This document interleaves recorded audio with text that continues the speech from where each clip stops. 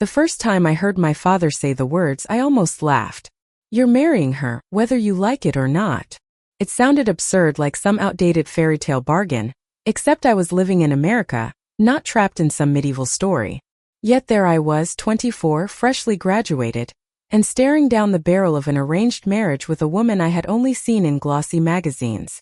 Her name was Victoria Hayes, the youngest female CEO in New York, infamous for her ruthless business moves and icy, untouchable beauty. I wanted to scream, to tell my father he was insane, that this wasn't India in the 1800s or some mafia deal in a movie. But the weight of debt, shame, and family pressure silenced me. My family owed hers more than we could ever repay, and apparently I was the bargaining chip. First, I hated her. I hated the way she walked into the engagement dinner, every pair of eyes glued to her like she was a goddess carved from marble. I hated the way her confidence filled the room, like she owned not just the company but the entire universe. And most of all, I hated that when her eyes met mine, something inside me trembled. Victoria didn't smile. She didn't have to. She extended her hand, elegant and cold, like she was shaking on a deal instead of meeting her future wife. "This will be convenient for both of us," she said, voice smooth as silk yet cutting like glass. Convenient. That was the word she used. Like I was a transaction. Like love was irrelevant. And maybe it was. I told myself not to fall for her, not to be affected. But how could I not notice the way her shoulders carried invisible weight, or how her laughter, rare as it was, cracked something in me every time it slipped past her lips? Living with her was war. She had rules, schedules, expectations. I was messy, impulsive, stubborn. She liked mornings, I loved the night. She thrived in control. I longed for freedom. We clashed over the smallest things. Toothpaste caps, coffee brands, even the way I folded laundry. But between the fights there were moments. Like the night she found me crying in the kitchen, gripping a glass of wine like it was my lifeline. She didn't ask questions. She just sat down, slid the glass from my hand and said softly, "You don't have to carry it all alone." Or the morning we got caught in the rain, both of us drenched and laughing like teenagers, her eyeliner smudged, my hair a wet disaster. Yet it was the most alive I had felt in years. Terrified me. Because love wasn't part of the deal. The world outside didn't help. Reporters speculated about us. Tabloids splashed headlines about the power couple. And whispers of ulterior motives spread like wildfire. My friends accused me of being a gold digger, of selling myself for comfort. They didn't know the truth and I didn't dare tell them. But the truth was complicated. Victoria wasn't the ice queen they thought she was. Behind closed doors she was fiercely protective, quietly vulnerable and achingly human. She carried scars I didn't understand, wounds carved by betrayal and abandonment. And somewhere along the way, I realized I wasn't just surviving her, I was falling for her. Which scared me more than anything my father could have forced on me. Because what if she didn't feel the same? What if I was just another contract in her empire? Another chess piece in her carefully crafted life? Yet love has a way of breaking rules. One night, in the middle of yet another argument, this time over my stubborn refusal to attend a gala, she snapped. Not with anger but with something rawer.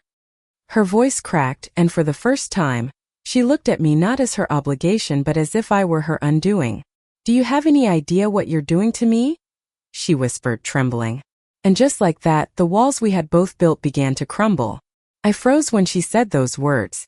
For the first time, the woman who seemed carved out of steel was shaking, her eyes burning with something I had never seen in her before: fear.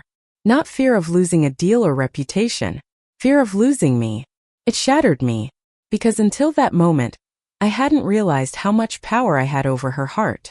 I stepped closer slowly, afraid she might retreat back into her shell. But she didn't. She stood there, vulnerable, her usual perfect mask gone. And for the first time I kissed her. It wasn't gentle. It was desperate, messy, a collision of two storms that had been brewing for months. Her lips tasted like wine and salt and something dangerously addictive. When she kissed me back, I knew there was no turning back. From that night forward, something shifted. We were still flawed, still clashing, but beneath every argument was the heat of passion and the unspoken truth that we were no longer pretending. We were falling in love whether we admitted it or not. But love wasn't enough to silence the world. Rumors exploded.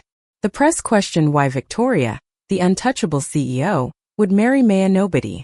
Investors whispered about scandals, her board questioned her judgment, and my own family reminded me of the duty I was supposed to fulfill. Every headline painted me as an opportunist, a liability. One night, after a particularly vicious article, I found Victoria sitting alone in her office, staring at the city lights with a glass of bourbon in her hand.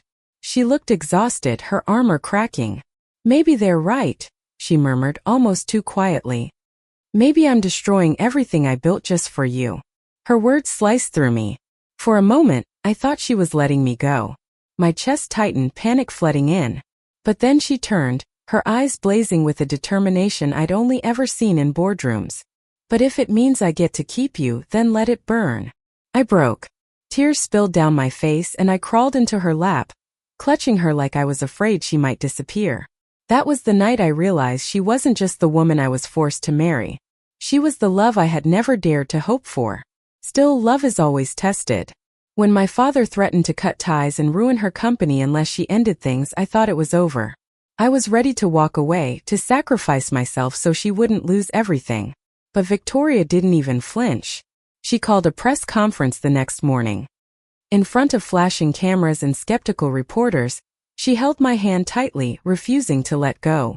I didn't marry her for convenience. I didn't marry her for business. I married her because for the first time in my life, I found someone worth risking everything for. And if that makes me weak in your eyes, so be it. Because I would rather lose an empire than lose her. The world erupted. Some applauded, some condemned. But in that moment, none of it mattered. Because she chose me. And I chose her. We didn't get a fairy tale overnight. There were still battles to fight, lawsuits to face, and whispers to endure. But slowly, brick by brick, we built a life together, one not bound by contracts or family debts, but by the quiet, stubborn truth of love. Our home became filled with little things that seemed ordinary but meant everything. Coffee mugs left on the counter, the sound of her typing late at night, my laughter echoing through the hallways of the penthouse. She wasn't just the CEO anymore. She was the woman who wrapped her arms around me when nightmares woke me at 3 a.m., the one who danced with me barefoot in the kitchen, the one who kissed my scars as if they were the most beautiful parts of me. One evening months later, I found myself watching her from across the room. She was curled on the couch, hair undone, wearing my hoodie instead of her designer suits. She caught me staring and rolled her eyes. "What are you looking at?" she teased. "You," I whispered, suddenly overwhelmed. "The woman who made me believe in love again." She laughed, that rare, precious sound that still made my chest ache. Then she pulled me into her arms, pressing her forehead to mine. "You were always worth the risk," she murmured. And just like that, the girl who once thought love was a lie, who once believed she was nothing more than a pawn in a deal, finally found her happily ever after. It wasn't perfect. It wasn't easy. But it was ours. And for the first time in my life, that was enough. Thank you for listening. Like and subscribe to get notifications about next videos.